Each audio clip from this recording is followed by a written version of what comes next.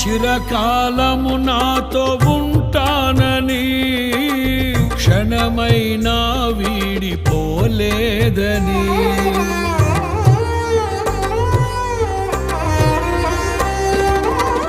నీలో నన్ను చేర్చుకున్నావని